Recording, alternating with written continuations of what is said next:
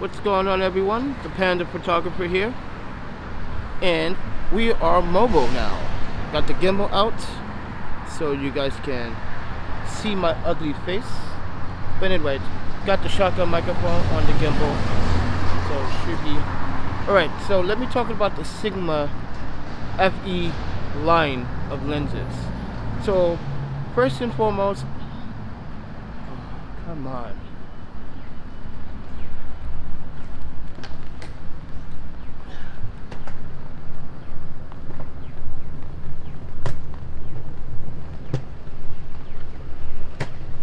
What's it doing that?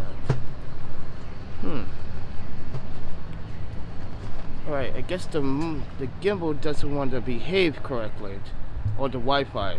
But anyway, so let me talk about the Sigma FE lenses, and let me give you my thoughts on it really fast as a Sigma user.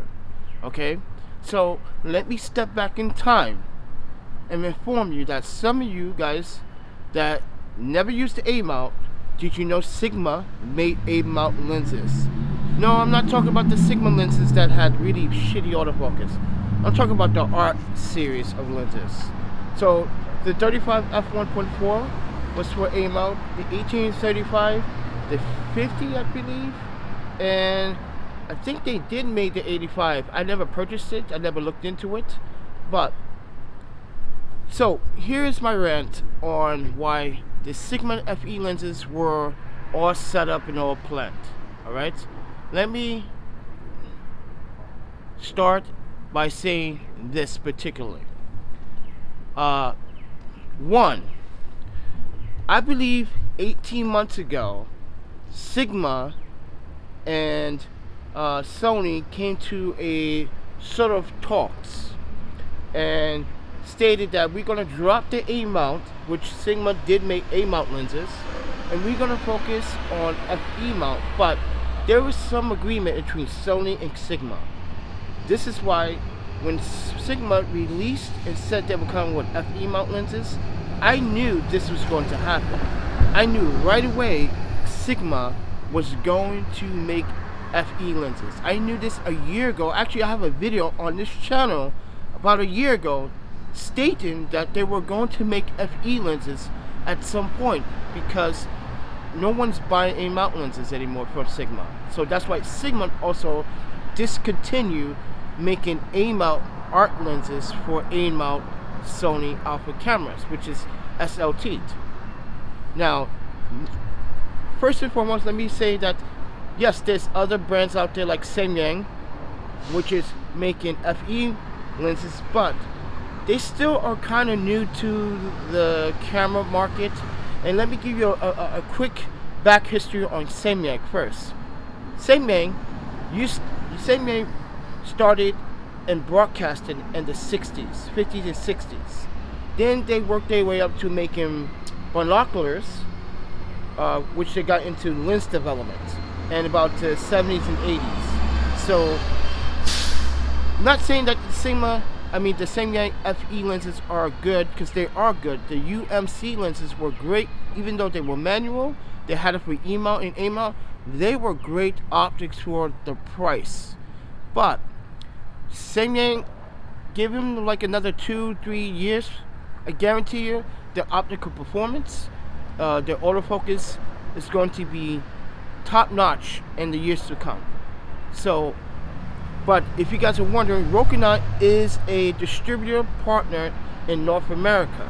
So Rokinon doesn't make the lenses. Samyang Optics makes the lenses, ship it to its American partners, which is Rokinon, and they rebrand it as Rokinon in North America.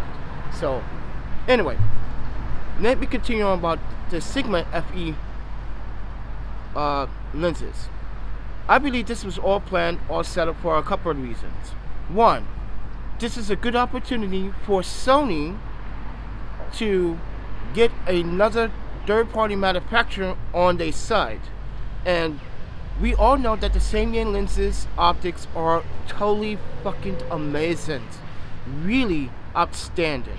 And I have to tell you, I'm even impressed because I used the Sigma 35 f1.4 and the 18 to 35 Sigma art lens on my A mount, and I have to say, I'm still like impressed by the video qualities, the photos, the bokeh, the sharpness, the clarity, the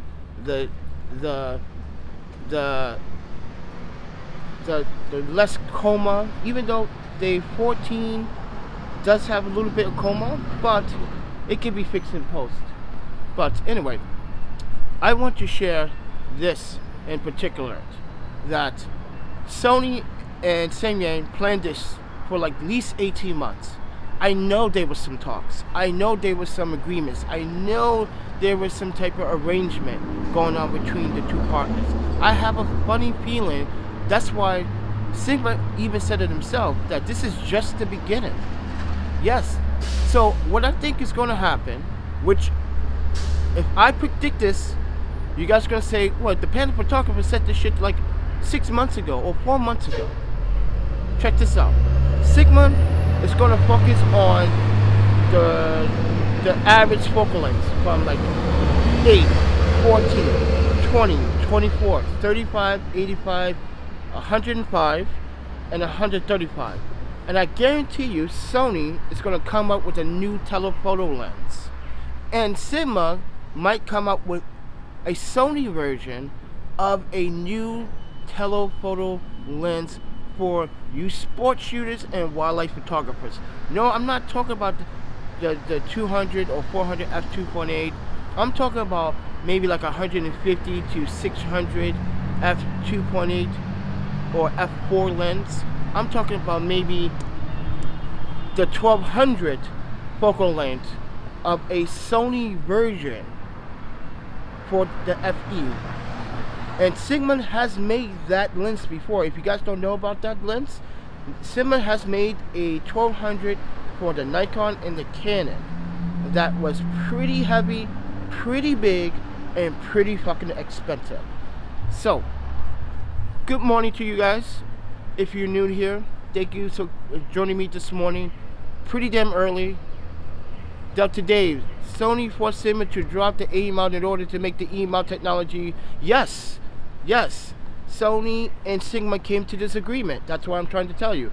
Sony came to this agreement with Sigma. Sigma said that's a good idea. We should drop the A mount and focus on FE lenses. And I guarantee you, I swear to you, this is talks. And I have a video on this very channel a year ago talking about Sigma making FE lenses for Sony, and I predicted it. I knew this was going to happen. I freaking knew it. But as Sigma said, this is just the beginning. But I guarantee you that Sigma is going to come with a telephoto lens 6 months from now or a year from now announcement, and that's going to make wildlife photographers and sports photographers go crazy, as we know that the Sigma fanboy shit is getting out of control as we speak. But this is a good relationship between Sony and Sigma. I think this is a good start for Sony and Sigma to join forces and work together to make some good optics, because this is time for, I'm not saying that Sigma doesn't have good relationships with Nikon or Canon. This is a good time for Sigma and Sony to put the differences to the side and say, let's make something beautiful, let's make something that photographers want, let's make great optics, but let's make a prototype of a 150 to 600 focal length. How about that? Would you guys want that? Because I know some of you wildlife photographers and your sports photographers would love to have a nice 150 to 600 telephoto lens, which is going to be amazing. Now, yes, you can buy the Canon version and mount it on the FE, but Sigma also stated that if you have a Canon version with an FE11 adapter, the conversion, they would swap out that lens for a price for an FE lens. So if you do have a Canon version of the Sigma art lens that you're using on your Sony cameras, Sigma is going to have this program where they will allow you to swap for a FE lens for a small price, maybe like $200 conversion price. I don't know, or it depends on the lens, I guess. I don't know, but that's what they said. But not only that, I think this is a good opportunity for Sigma to also join forces with Fuji, make some Fuji glass. Yes, I'm gonna say right now, if Sigma makes some Fuji glass, I'd be blown away. I will be stomped. I'd be like, okay. Or they continue to make some Panasonic glass, because they should. They really should, because I really want to see Sigma step out the boundary and work with other manufacturers, not just with Sony, but also with Pentax and Fuji. And I would love to see that. I would love to see the 18 to 35 on the Fuji, because since that is actually designed for the crop sensor, which I'm going to predict right now, Sigma might make the 18 to 35 for the E mount, so you do not have to go buy the Canon version and then buy the MC11 adapter. So I'm predicting that right now. But anyway, wow, this freaking gimbal is kind of freaking heavy with the shotgun microphone and everything. But anyway, as I was telling you guys before, this is my just speculation, my rant, my thoughts. But normally I have a good sense of this, reading a lot online. That's what I like to do, read. I like to read. Reading's good, kids. But I like to try to dip in a little bit of Panasonic, then a little bit of Fuji, a little bit Sony, a little bit of Canon, a little bit of Nikon, a little bit of Pentax, a little spice of Pentax on it. But I have no bias against camera companies. I just don't like a camera company that just brings out a camera and just have shitty specs, but once you pay a big ass penny for it, which is, to me, I find that ridiculous to price a camera 60 Mark II for $2,000, really, when I can buy a Sony a7 III or a Fuji X-H1 or a D750, or I could just buy a nice GH5 if I wanted to. But this is a good thing for Sigma. This is a good thing with Sony. This is a good way that Sigma has big plans. As they said, this is just the beginning. So as I said, I'm going to predict they're going to come up with a telephoto lens for Sony FE, which is probably going to be a 150 to 600. And then they're probably going to come out with a 1200 in the future, because they did make that 1200 focal length f4 or f5.6, I believe. Is it 5.6 or 6.3? I believe that they are going to come out with a telephoto lens that's going to blow wildlife photographers and sport photographers away. And I think that is Sigma's goal here too. Not just the portrait, landscape, astrophotographer, landscape photographer, cityscape, architecture photographer, street photographer. They want to also really make some sports and wildlife lenses as well for Sony. And that is the hidden message behind Sigma saying that this is just the beginning. So watch out. I'm predicting it right now. 150 to 600, 800 focal length, and 1200 focal length. Watch. Guarantee it. Watch. And you guys are going to be like, you sports and wildlife photographers out there, you're going to have to pay a pretty penny, because those are good optics. And trust me, for me, I'm an aim-out shooter at this time. And I used Canon in the past, I used Nikon in the past. But I did have the 35 f1.4 aim-out art lens for the aim-out, and the 18 to 35 currently. And I have to tell you, it's amazing optics for what it does. Now, you guys want to know about autofocus on the aim-out. I'm going to tell you right now, autofocus with the aim-out is no problem. I have really no hunting issues. There was some focus breathing just a bit, but with the Sigma dock, you can fix it. Yes, you can fix it, which, if you know how to work the Sigma dock's geeky as program, which took me 6 months to actually learn. Yeah, it took me that long, because I was basically, what I did was play with it one day, get back to it next week, play with it that week, get back to next week. So it was just based in learning and practicing and understanding how to recalibrate lenses correctly. And I got good at calibrating lenses. So yes, you can do it embodied in the camera, but this is just a start. With the Sigma 18-35, if you need to calibrate it, calibrate it. Some people might give you this review, oh, it did focus hunting. Listen, not every lens is going to be freaking perfect. There's no such thing as a perfect product. There's no such thing.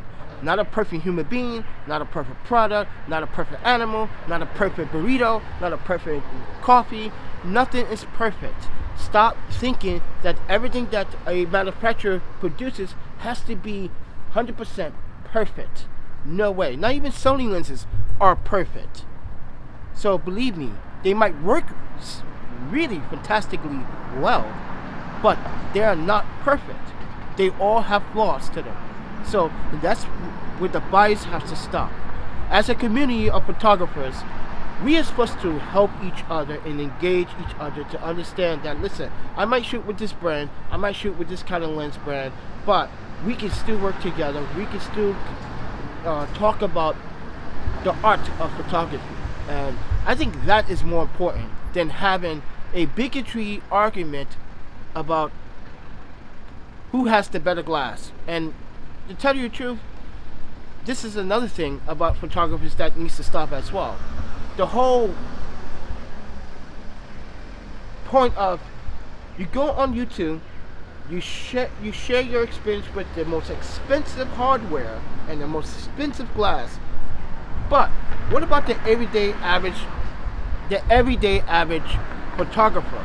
Now, they might not want that particular glass or body. Maybe they're on a budget, and we need to also focus on the photographers that are also on a budget. Follow the bus. But anyway, we also have to focus on the photographers that are on a budget, because they are the ones that help us grow and become who we are. If we are going to be educating photographers, if we are going to be sharing true, honest experiences with photographers, we need to be upfront and honest and share and be open-minded about how other photographers shoot with the gear they have. Not about, oh, you should just sell that and buy Sony. Oh, you should just sell that and buy Nikon. Oh, you should just sell that and get a Canon. Canon's so much better. Oh my goodness, you don't know what you're missing. Stop it. It just makes no sense. As a community and as a photographer, we should always think about what is good. Now, yes, this video is about Sigma, but I believe Sigma has that same motivation, because if you can see, they work with Canon, Nikon, they work with Sony in the past, and in the future, I hope they do work with Fuji. I hope they do work with Pentax and Panasonic to make lenses for them as well. That would be a great relationship. That would be an amazing turnaround for Sigma, and to produce all these optic glasses. But this is my predictions on the FE mount with Sigma and the truth behind it. And trust me, I've been using the art glass for quite a long time, going on 40 years. This is all set up. Sony was like, hey Sigma, I know you're my side girl and my side chick and shit, but like, we need to really come to a compromise and an agreement. Like, and Sigma is like, yeah, what's up? And Sigma's like, yeah, just not manufacture any more A-mount lenses and just work an agreement on FE. And let me tell you about autofocus with the FE. Now, some of you guys might say that, oh, they're just slapping a MC11 adapter. No, they are working with Sony to make sure that the glass works optimized for the FE mount, meaning that the MC11 adapter is different from an optimized lens that is actually programmed and certified. If Sony, Delta Dave said, if Sony wasn't trying to screw A-mount customers, this is why the A-mount, oops, let me Sorry, let me read that comment again. This is why the $899, $800 more of the A7R2. Wait, am I reading that right? More than the A7R2, and why is the A77 II more than the Yeah, that's strange how the A77 Mark II is more than the A6300. Now, the A77 Mark II is an A-mount SLT lens, still priced at $1,100. I use that camera. It has, 12 stops of diameter range, 11 stops of diameter range. Pretty damn good. I still use it for time lapses, long exposures, day exposures, street photography sometimes. I need to get back in street photography. I really do. But yeah. But I just feel like Sony needs to start screwing over some of its customers with the prices for an A-mount. If they don't want to focus on A-mount. Oh, and by the way, let's talk about A-mount. Did you know that I recently got a response for Sony engineers? Yes. I wish I could show you the email, but I posted it on my 616 Studios Facebook fan page so you guys can read it. Sony come back to me and stated that they didn't know about the shutter problem in the A77 and A99 and A99 Mark II, which is full of shit, because I've been emailing them since 2015 about the problem. Now, if you guys don't know about this problem, there's a few problems that I've been emailing them about, but the one problem that I'm really focused on is the shutter speed in video mode when you're using autofocus. Alright? If you shoot it at 30 frames a second, it absolutely turns the shutter speed to 1/30th, which is supposed to be 1/60th of a second when you're shooting 1080p 30 frames. Then it turns it to, when you're using 60 frames per second in 1080p, it turns that to 1/60th of a second. And you can see the artifact, and you can see the jittering, the screen tearing. If you know what screen tearing is, if you're a gamer, you know what screen tearing is. That's what you see in the footage. That's not good.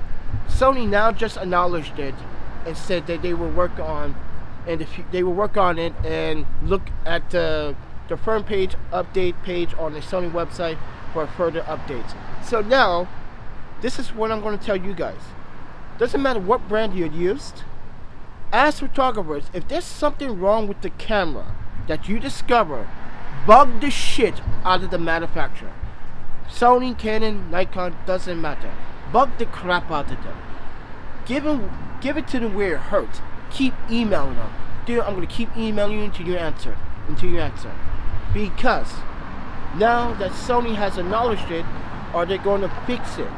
Because that's a problem in video.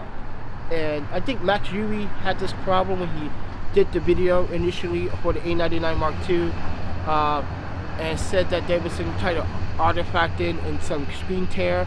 The screen tear comes from the shutter not being at the correct shutter speed, especially using autofocus. Yes, it caps at f3.5, but if you watch the video that I posted 2-3 days ago about me doing night photography, long exposures in the rain, I was using autofocus at night at f3.5. I was using autofocus at f3.5, and I normally don't do that shit. I normally shoot manual all the time. So, but I wanted to just prove a point to people. Is it usable in low light at ISO 800, 150 to the second, 1080p, 24 frames a second? Is it usable? Yes, it is usable. I used it. The footage turned out to be good. It's crispy. Not much noise, not a lot of noise actually. It cleaned it up a bit, color graded a little bit. I just color graded it a little bit, not too much. But you guys are wondering what the hell is in the back. Got my softbox, my earphones. I'm using these Bluetooth earphones. Got the Manfrotto right there. Manfrotto. I want a carbon fiber tripod. Anyway, yeah. So I used it. It works, but this is the point. The point is, bug the shit at the manufacturer. Make sure the manufacturer understands that, listen, you got problems with the camera, you need to adjust it, you need to fix it. Okay? Panasonic is really good by fixing problems with the camera. Canon is sort of, but depends. I actually never had a problem with my 70D. I thought it was like perfectly fine, but yeah. Oh shit, it's 7:30. Wow, been talking for quite some time. But anyway, I just wanted to share this video with you guys. As ThePandaPhotographer, you guys can find me on Instagram down in the descriptions below. And you can follow me on Facebook as well. Tumblr, Twitter, what else? You also could go to my website where I have tutorials on photography and videography. And yeah, that's pretty much for the video, guys. You guys have any other questions that you want to share, please share them in the comments down below, or let me know what you guys think about my predictions on Sigma FE lenses in the future. And if you guys want to support the channel financially, there's a PayPal link down in the descriptions below. It really helps me out. But just wanted to address you guys as photographers and videographers out there that this is a good thing, and if it turns out to be an amazing thing, then we all know that a lot of people are going to buy that 105 f1.4, which is going to be crazy bokeh. It's like a fanboy twitching when the new camera comes out with Sony. That's a Sony fanboy right there. When they twitch out when the new camera comes out, or any fanboy from any camera manufacturer, that's a fanboy. Doesn't matter, it's Canon, Nikon, Pentax, Sony, Fuji, doesn't matter. That's a fanboy twitching out. And this is Sigma fanboys right now. Even I'm doing this shit right now. Well, not for the Sony, but I'm hoping they will come up with some Panasonic glass and work with other manufacturers. But right now, Sigma fanboys are like going crazy right now, like literally spending their life savings on some Sigma glass right now. They literally are going to spend. I guarantee you that 105 is going to sell like hotcakes, where you're gonna have to pre-order it, or you're gonna have to pre-order it, and when they do sell out, you're gonna have to wait at least 30 days for your lens, because I don't think Sigma is going to like produce as many as they think they are producing. And when it comes down to the numbers, there's going to be a lot of people interested in that 105, and there's a lot of Sony shooters out there now. I remember they were mini Sony shooters for the A mount. Patrick Murphy still uses it, I think. A few Jerry Lumber still uses it. I still use it, and a few other photographers out there. But Sony's photography community has grown so much in the last 4 years. 4 years. Just in 4 years, it has grown like, how can I describe Sony's community right now? Put it like this. If all of Asia got together in unification, the whole Pacific Asia, it would be a force to be reckoned with. That's how I'm describing it, the Sony community. It's a force to be reckoned with, and Canon knows this, because Canon also released a statement stating that yes, the Sigma Delta Dave said the Sigma 105 will break a lot of E-mount. Will break a lot of E-mount because it's too heavy and for the cheap mount. We have to see. I don't know, Delta. You might be right.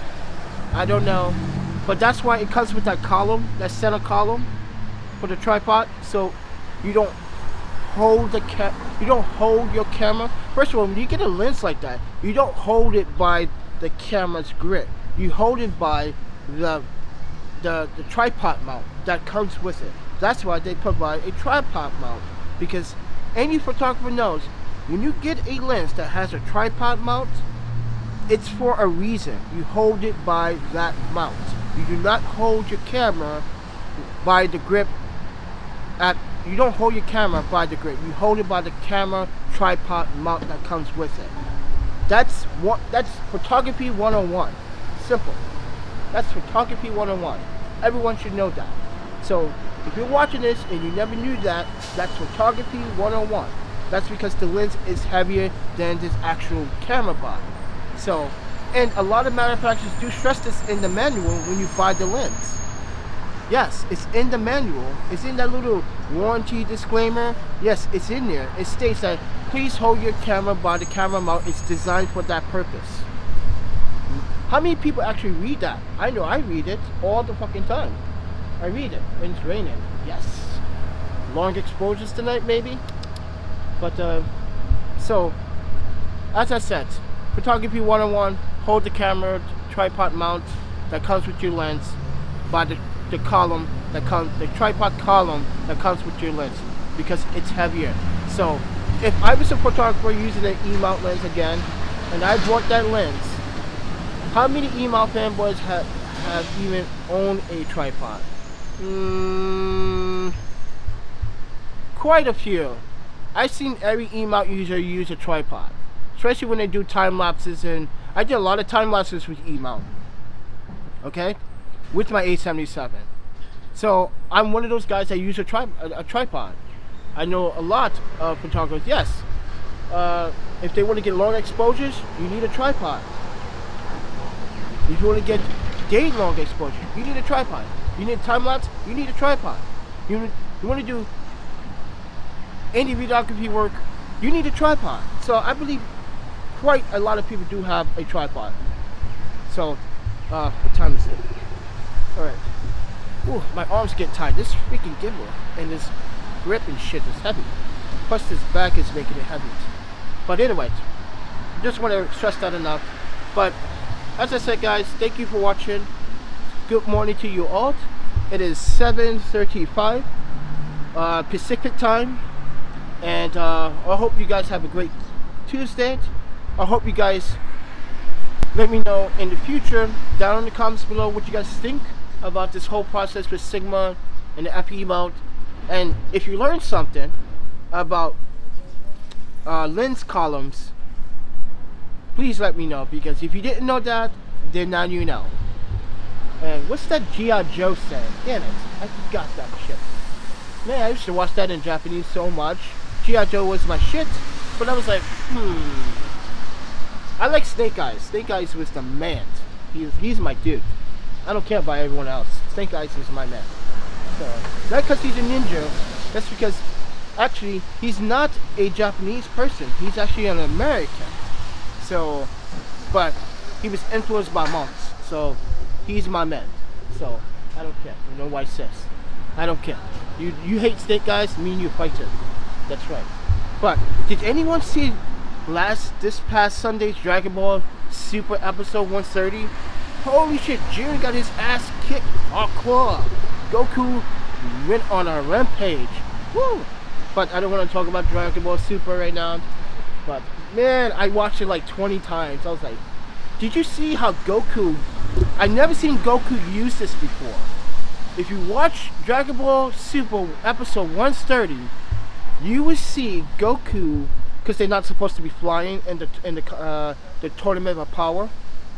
He's gliding on Jiren's beams with energy balls on the bottom of his feet. Watch it closely, slow it down, you see it. I was blown away. I was like, I never seen Goku do that. Never seen Goku do that. What the hell? The animation's so much better, because these last two animations are going to be done by a famous animator that everyone is going to be like souped up for 131. Woo! Dragon Ball Super. And a movie's coming out, and it's not the end of Dragon Ball, but I'm sorry, I'm just talking about stuff because it really excites me to see animators really take the time out, and hopefully they get their money, because a lot of Japanese animators do not make a lot of money because all these distributors want to sell, so they don't get the money. There's court battles, and it's crazy. But anyway, guys, I just want to reach out to you guys and talk about the Sigma FE, talk about some stuff, talk about me using A-mount Sigma art lenses personally for A-mount. No problem with autofocus, no problem with hunting. I use focus peaking when I'm doing videography, so it really helps. But other than that, guys, thank you for watching. As I said, guys, come follow me in the descriptions down below. There is a Twitter, there's a Tumblr, there's a Facebook, there's an Instagram, and there's a website you can go. I got videography tips, I got some photography tips, and if you guys want to support the channel, please do support the channel. The PayPal link is down below. It really helps me out. Other than that, guys, you guys take care. You guys go out and shoot. Take advantage of wet weather like this to get long exposures. So beautiful to get those trail lights, especially with the glycerin on the ground, and you see the trail lights in the ground as well. Oh, so buttery, so nice. That's why I like the rain. I love the rain, but I don't like too much rain. Like Portland, ooh, rains consistently. You get sick of it sometimes. But man, go out, take advantage of the wet weather like this, like I did the other night. And I talk to you guys in the next one. Take care, Delta Dave. Thank you for watching, Delta Dave. You the man. And talk to you guys soon. Peace out.